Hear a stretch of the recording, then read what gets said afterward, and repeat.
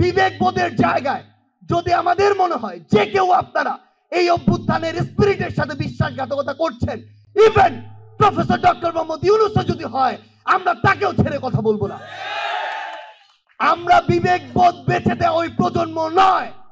বিবেকবোধ বেছে দেওয়া প্রজন্ম হলে আমার পাশে থাকা বিশ্বের অন্যতম পরাশক্তি ভারতের দালালি করতাম আমরা, কিন্তু আমরা তা করি না, করব না। আমরা আমাদের জায়গা থেকে স্পষ্ট করে বলেছি, পৃথিবীর যে কোনো দেশের সাথে আমাদের সম্পর্ক হবে সমতার, মর্যাদার। কেউ বিন্দু মাত্র ডমিনেন্স করার চেষ্টা করলে তার সাথে চোখ রাঙিয়ে কথা হবে, বুলেটের সামনে বুক পেতে দেওয়া হবে। ওই শেখ মুজিবুর রহমান 1971-এর পরে এই বাংলাদেশের অস্তিত্ব, এই বাংলাদেশের যে সার্বভৌমত্ব, সেটি নষ্ট করে দিয়েছিল এই বাংলাদেশকে একটি দেশের কাছে ইজারা দিয়ে। এই বাংলাদেশের সংবিধান একটি দেশের সংবিধান তাদের ইচ্ছা মতো এই বাংলাদেশের সংবিধান করে, এই বাংলাদেশের সামগ্রিক কাঠামো তাদের ইচ্ছা মতো করে। এই বাংলাদেশে বিগত 16 বছরে খুনি হাসিনা নির্লজ্জের মতো এই বাংলাদেশকে উপস্থিত থেকে বলে সে নাকি ভারতকে যা দিয়েছে ভারত সারা জীবন মনে রাখবে। আমরা শুধু ভারতকে একটি জিনিস বলে দিতে চাই, আপনাদের সাথে আমাদের সম্পর্ক কি হবে সেটা আপনারা আপনাদের কাজের মাধ্যমে নির্ধারণ করবেন।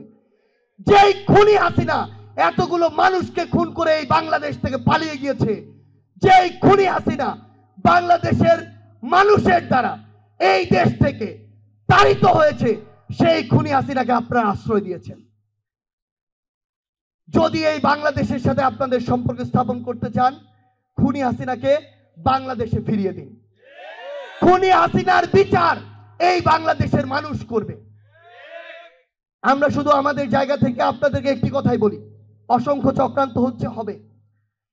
আমাদের যে ভাইরা আমাদের কথায় জীবন দিয়েছে, রক্ত দিয়েছে, ওই একই কাতারে আমরাও ছিলাম।